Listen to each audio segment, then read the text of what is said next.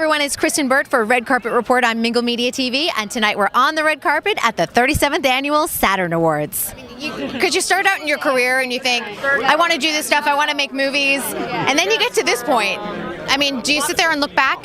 Well, you know, this one is particularly meaningful because it's the Dr. Reed Award, and we're all here because of Dr. Reed. You know, he was someone who truly felt passion for genre entertainment, and he created a place where we could celebrate that.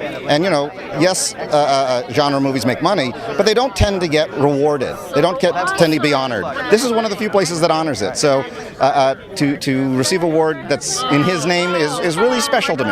Are you ready? Have you prepared what you're going to say? I have. I got the speech in my pocket, and I also have teleprompters. You see, the problem with teleprompters is, though, they're usually made for short people. Like me. Like you'd be perfect. Yeah, exactly. But like when I get up on stage, I'll have to go like this to see it. So I got my cheat sheet in my pocket just in case. I do. Fantasy is the biggest blockbuster of it all during any movies that come out.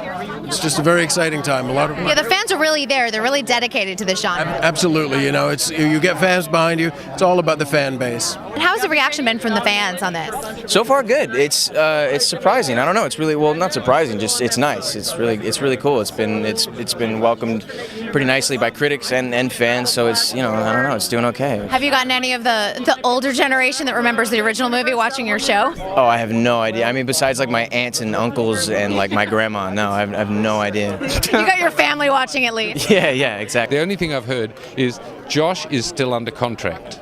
That's it. That's all I know. But that opens a lot of possibilities, though, doesn't it? Well, it means he still works there, but it's so tantalising, and I want to know when we get him back in, what happens, and how does he come back in?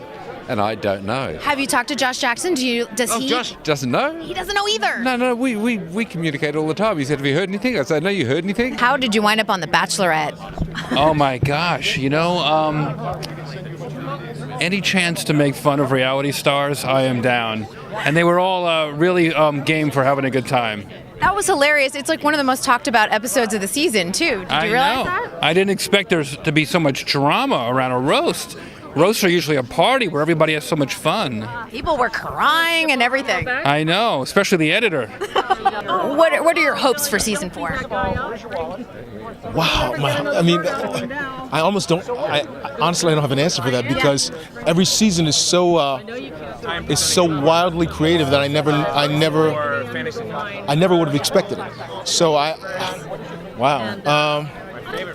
I guess my hopes would be kind of. Selfish, which is basically Broyles gets to do some really cool, wild stuff like he did last season in the alternate universe. And the thing that I like best about the genre stuff is that you have an opportunity to talk about real things. I mean, Walking Dead could just as well be about Hurricane Katrina or something like that. It's the zombies. It isn't really about them. That is a condition that people are all fighting against.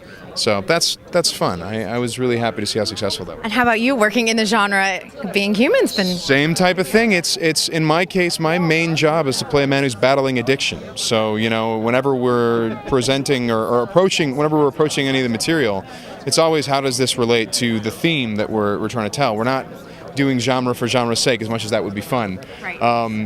It wouldn't be worth it if we weren't really trying to say things that would make people think. And show them little aspects of themselves that maybe they're struggling with. So. What can we see you in next?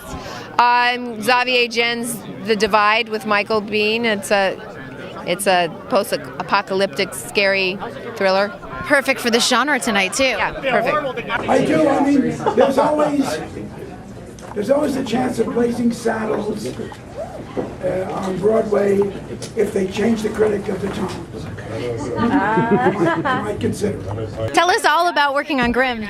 It's great. We just did the pilot. We're going to work in August up in Portland to shoot the rest of it, and I'm just very excited because that world of fantasy is kind of exactly what I like to watch on television, so it's fun to be in the mix. What country recognizes you the most? France.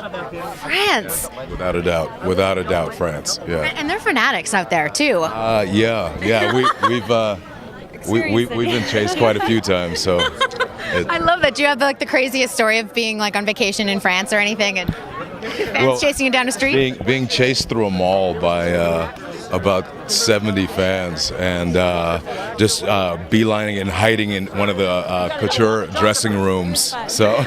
Well, I'm a huge fan of a BBC show called Merlin, and it's also aired on the Sci-Fi Channel here. That's actually how I discovered it, as I was watching the Sci-Fi show, but I don't think it's nominated for anything tonight, which makes me a little bit sad, but next year. But that's okay, because it's all part of the genre. So. Exactly, there you go. Is there one little thing that might surprise the fans that's coming up for next season?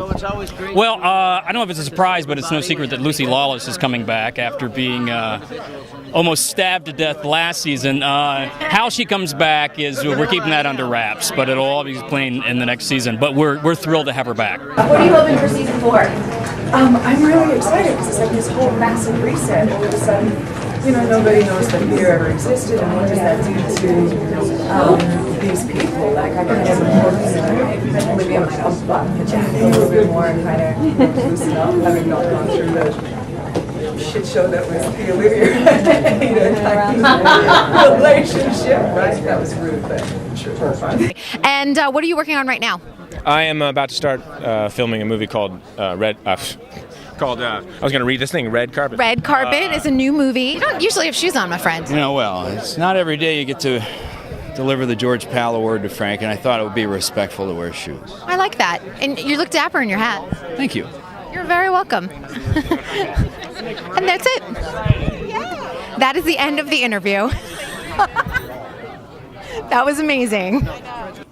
That's a wrap from the red carpet on the geekiest night of the year, the 37th annual Saturn Awards. I'm Kristyn Burtt for Red Carpet Report. We'll see you next time.